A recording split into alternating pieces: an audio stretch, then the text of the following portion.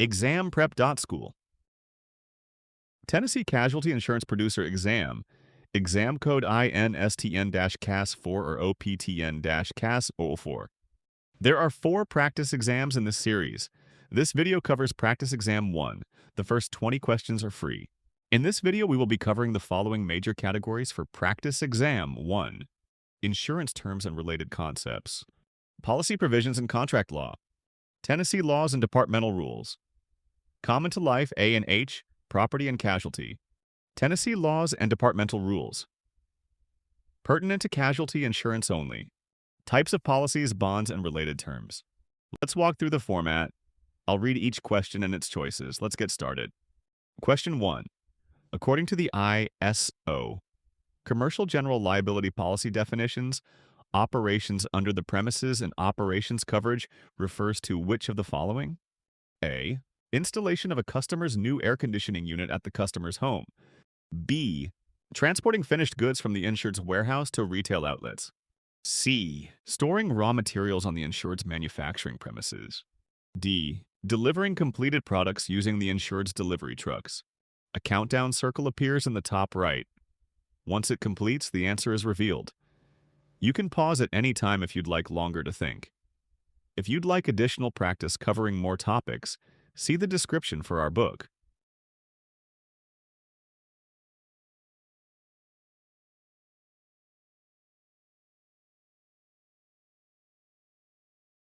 The correct answer is A. Operations coverage applies to the insured's business activities, including work performed away from premises, such as installation at a client's location. Reason B is not correct. Transporting finished goods is covered under auto or professional coverages, not premises and operations. Reason C is not correct. Storage of materials on the insured's premises is part of premises, not operations. Reason D is not correct. Delivery of completed products falls under product liability or auto coverage, not operations hazard. Question 2. Under an ISO commercial general liability policy, how does the product's hazard differ from the completed operations hazard? A. Product's hazard applies to injury caused by goods after they are relinquished from the insured's care. B. Completed operations hazard covers bodily injury at the insured's premises during installation work. C. Product's hazard pertains to liabilities arising from work the insured performs off-premises. D. Completed operations hazard only applies if services are provided continuously for more than 24 hours.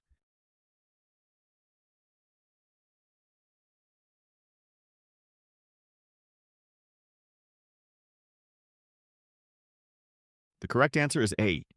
Product's hazard covers claims arising from products once they leave the insured's possession, whereas completed operations covers work after operations are finished.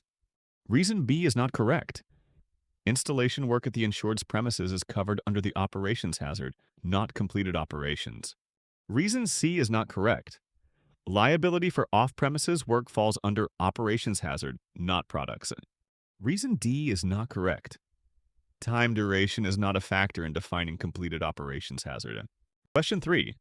Which of the following most accurately describes the trigger for coverage A, bodily injury and property damage, under the ISOCGL policy? A. An occurrence defined as an accident, including continuous or repeated exposure to substantially the same general harmful conditions. B. Notice of claim filed within the policy period, regardless of when the injury occurred. C. A covered loss that results from intentional wrongdoing committed by the insured. D. A claim made against the insured and reported to the insurer during the policy period.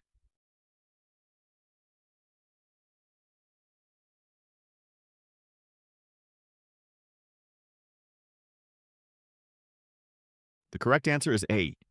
Coverage A is triggered by an occurrence, which the policy defines as an accident or continuous exposure to harmful conditions, regardless of when the claim is made. Reason B is not correct.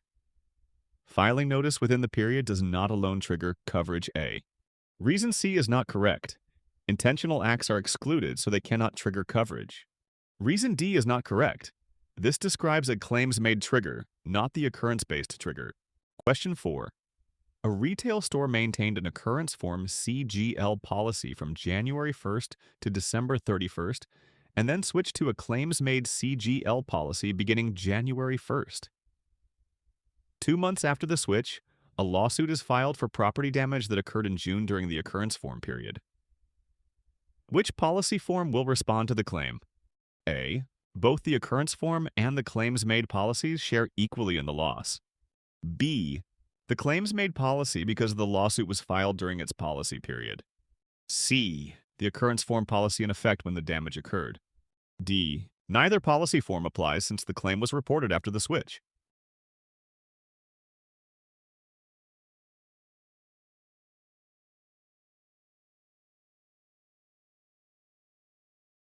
The correct answer is C. The occurrence form policy covers claims arising from incidents that occurred during its policy period, regardless of when the claim is reported. The claims made form would only respond if the claim were first made and reported during its policy period. Reason A is not correct. Coverage forms do not share trigger responsibility. The occurrence form alone applies for events during its term. Reason B is not correct.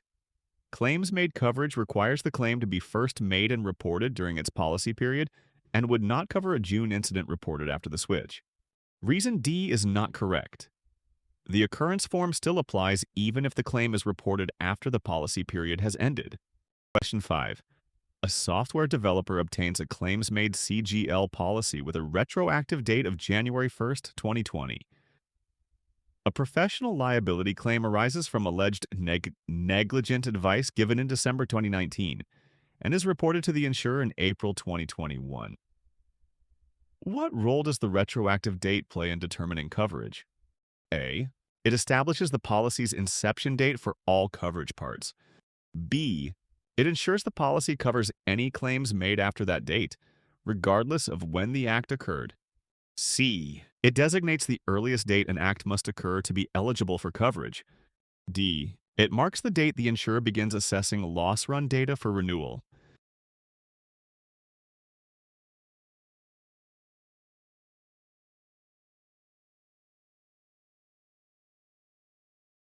The correct answer is C. The retroactive date specifies the earliest occurrence date eligible for coverage under a claims-made policy. Claims arising from acts before that date are excluded, even if reported during the policy period. Reason A is not correct. The retroactive date does not set the policy's inception but limits coverage to acts after that date. Reason B is not correct. Coverage is limited to incidents on or after the retroactive date. It does not extend backward to earlier acts. Reason D is not correct. Loss run assessment timing is unrelated to the retroactive date function. Question 6. A private security firm's employee detains a suspect, resulting in false imprisonment allegations. The suspect sues the firm for damages. Under which section of a standard CGL policy will defense and indemnity for this offense be provided? A. Coverage A, bodily injury and property damage liability. B. Coverage C, medical payments. C. Coverage B, personal and advertising injury liability. D. Supplementary payments section.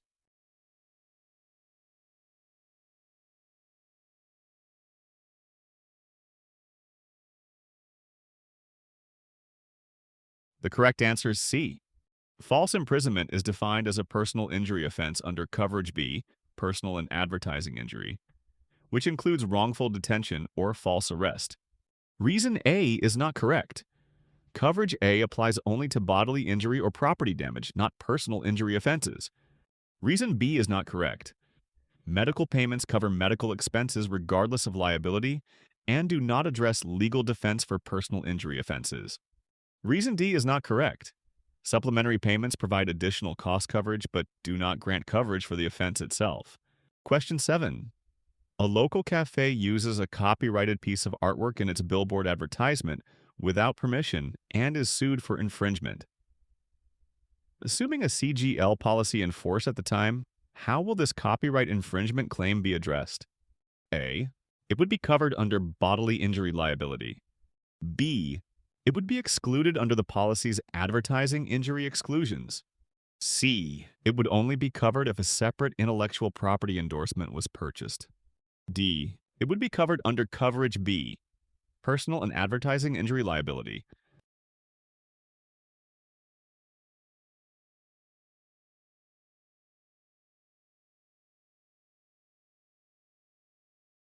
The correct answer is D. Copyright infringement committed in an advertisement is classified as an advertising injury, which is covered under Coverage B, Personal and Advertising Injury Liability, of the CGL policy. Reason A is not correct. Bodily injury liability applies only to physical harm, not intellectual property claims. Reason B is not correct. The policy does not generally exclude copyrighted material infringements committed in advertisements. Reason C is not correct. No separate intellectual property endorsement is required for advertising injury arising from copyright infringement in an ad. Question 8. Which statement accurately contrasts split-limit auto liability coverage with a combined single limit? A. Split-limit policies separate bodily injury and property damage into distinct limits. B. Combined single-limit coverage does not distinguish between bodily injury and property damage liabilities. C. Split limits apply a single per accident limit for all liability losses. D. Combined single limit policies allocate separate sublimits for each injured person.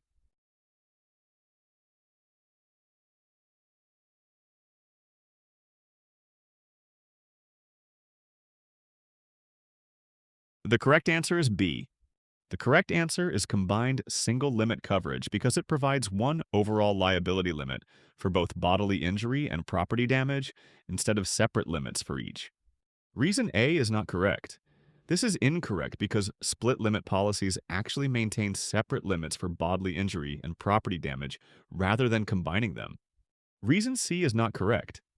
This is incorrect because split limits do not use a single per accident limit. They use separate limits per person and per accident. Reason D is not correct. This is incorrect because combined single-limit policies do not allocate per person sublimits. They use one total limit. Question 9. Under a standard personal auto policy, which of the following is not considered a covered auto? A. A pickup truck owned by the insured and used for personal errands. B. A motorcycle owned by the insured for private use. C. A trailer owned by the insured and used with a covered vehicle. D. A temporary substitute auto provided while a covered auto is repaired.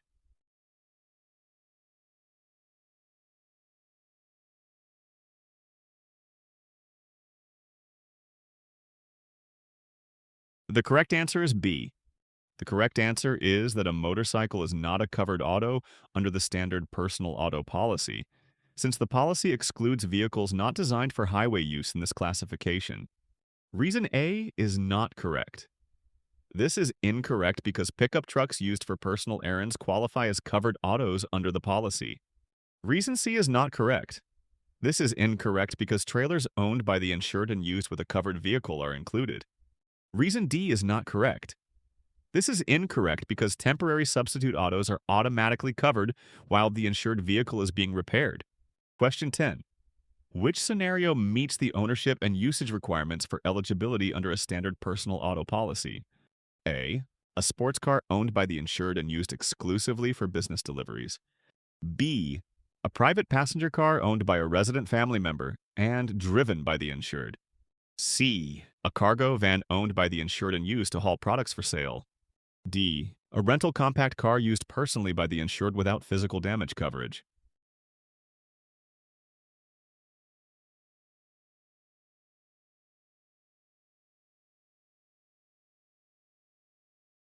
The correct answer is B.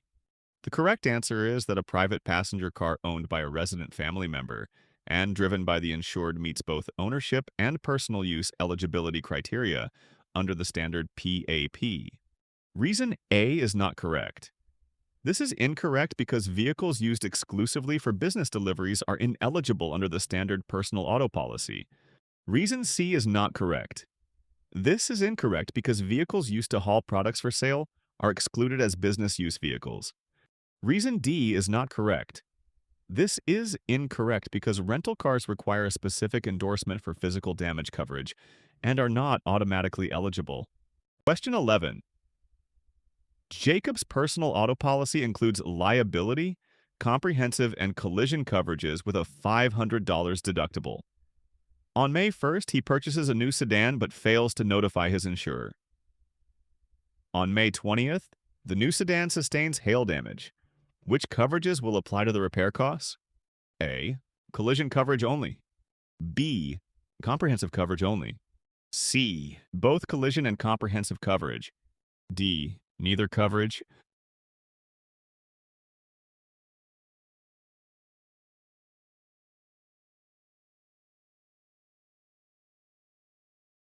The correct answer is D. Under a personal auto policy, physical damage coverages for a newly acquired auto are only automatic for 14 days if the insurer is notified. Without timely notice, neither collision nor comprehensive will apply. Reason A is not correct.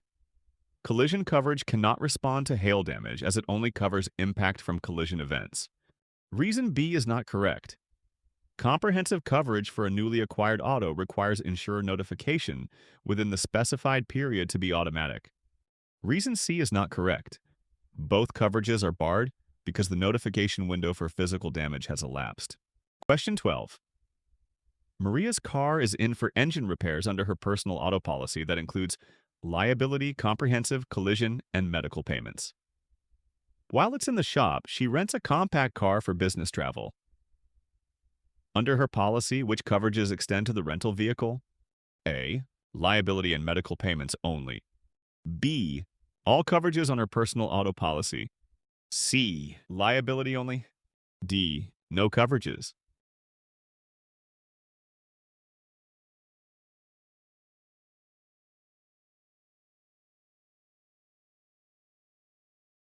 The correct answer is B.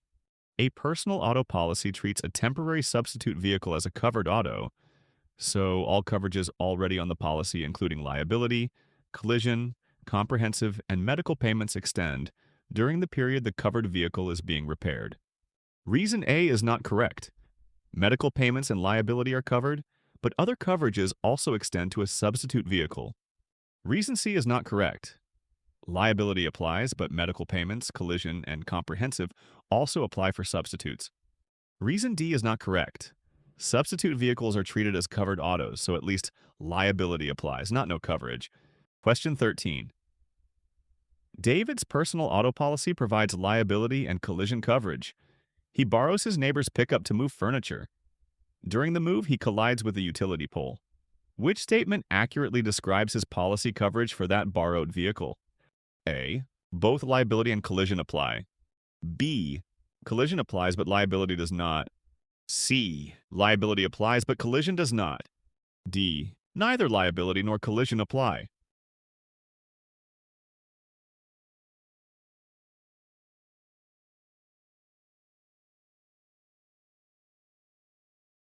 The correct answer is C. Non-owned autos are vehicles the insured does not own but uses.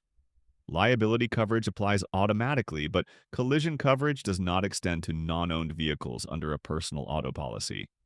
Reason A is not correct. Collision coverage is excluded for non-owned vehicles, so only liability applies. Reason B is not correct. Collision coverage is not provided for non-owned autos under the personal auto policy. Reason D is not correct. Liability coverage still applies to non-owned autos, so coverage is not completely barred. Question 14. Karen's personal auto policy includes medical payments coverage with a $5,000 per person limit. After a covered accident, she and her passenger each incur $6,000 in medical expenses. How much will her policy pay under the medical payments coverage? A, $10,000 total. B, $6,000 each. C, $5,000 total.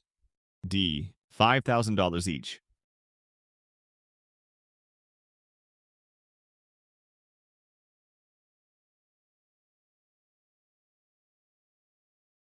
The correct answer is D.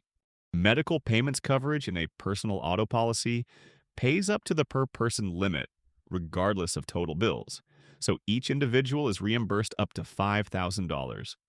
Reason A is not correct. The total paid is based on individual limits and does not combine to a single amount. Reason B is not correct. Medical payments coverage does not pay beyond the stated per-person limit. Reason C is not correct. The limit applies per person, not as a single total sum for all claimants. Question 15. Under most state workers' compensation statutes, which of the following is not considered a compensable statutory benefit? A, temporary total disability. B, funeral expenses. C. Loss of consortium. D. Vocational rehabilitation.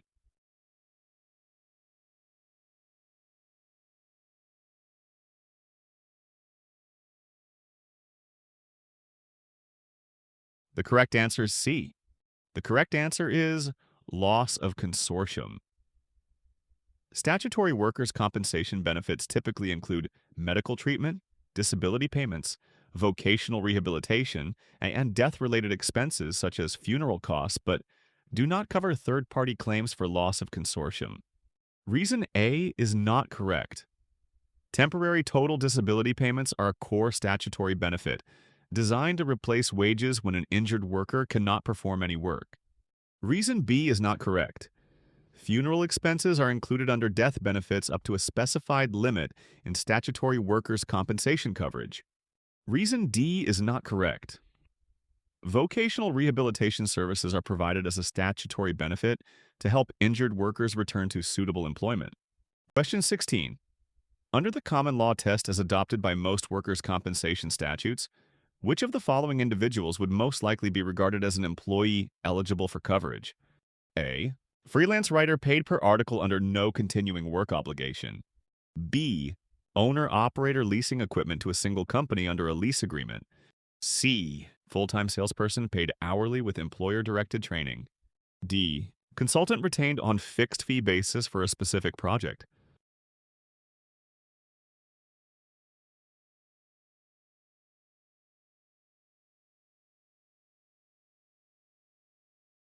The correct answer is C. The correct answer is the full-time salesperson paid hourly with employer-directed training. That scenario demonstrates employer control over hours, pay, and training, aligning with the common law definition of employee for workers' compensation purposes. Reason A is not correct. Being paid per task with no ongoing obligation indicates an independent contractor relationship rather than an employee one. Reason B is not correct. An owner-operator who leases equipment and bears business expenses is generally classified as an independent contractor. Reason D is not correct. A consultant working under a fixed-fee project contract lacks the employer control characteristic of an employee. Question 17. A delivery driver employed by a logistics company is en route to deliver a package when he stops at a nearby coffee shop during a scheduled break. While carrying a cup of coffee back to his van, he slips on a wet spot in the parking lot and fractures his wrist. Under workers' compensation course and scope requirements, is this injury covered? A. Covered, because driving to customer locations is inherently part of the job duties. B. Not covered, because any personal stop constitutes a frolic outside the scope of employment. C. Not covered, because the injury occurred during a personal errand not assigned by the employer. D. Covered, because brief personal comfort stops during a work shift remain within the scope of employment.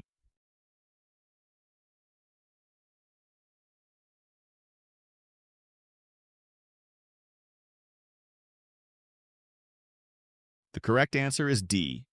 The correct answer is covered because minor personal comfort stops that occur during work hours and between job tasks are considered within the course and scope of employment under workers' compensation.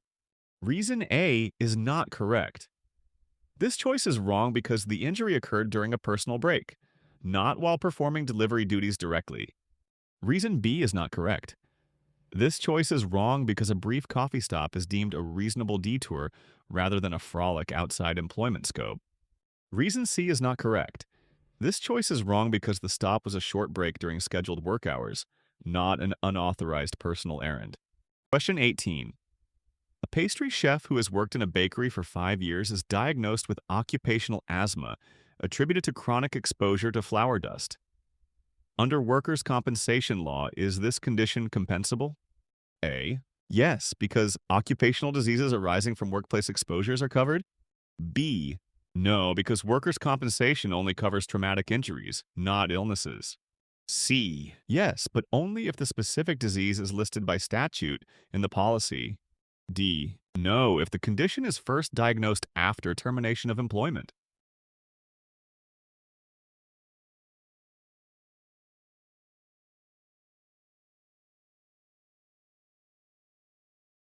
The correct answer is A.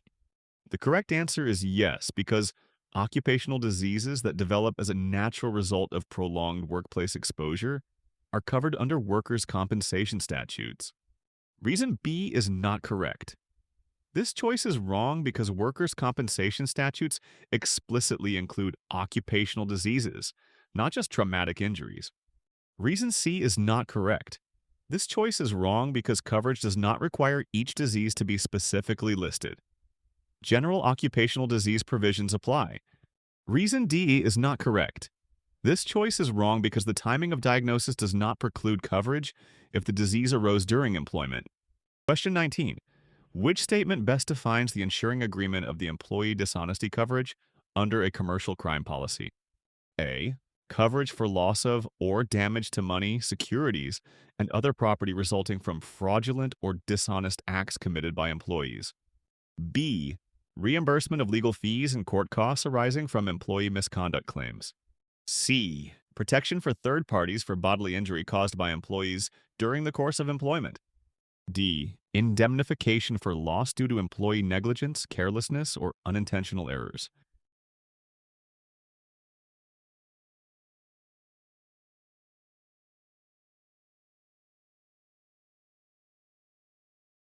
The correct answer is A. The correct answer is the one that specifically indemnifies the insured for direct loss of or damage to money, securities, and other property caused by intentional, fraudulent, or dishonest acts of employees. Reason B is not correct. This option only addresses legal expense reimbursement, which is not part of the insuring agreement for employee dishonesty. Reason C is not correct. This choice covers bodily injury liability and third-party losses, not direct property loss from employee dishonesty. Reason D is not correct. This option refers to negligence or unintentional mistakes, whereas employee dishonesty coverage requires intentional acts. Question 20. Which description accurately distinguishes a loss-sustained form from a discovery form in a commercial crime policy? A. The loss-sustained form covers only losses that occur and are discovered within the policy period, whereas the discovery form covers losses discovered during the policy period, regardless of when they occurred. B. The loss-sustained form covers losses discovered during the policy period regardless of occurrence date, while the discovery form covers only losses that both occur and are discovered within the policy period. C. The loss-sustained form includes an extended reporting period after policy expiration for late discovery, whereas the discovery form provides no extension beyond the policy term. D. The discovery form covers losses that occur and are discovered during the policy term, while the loss-sustained form allows coverage for losses discovered after the policy period.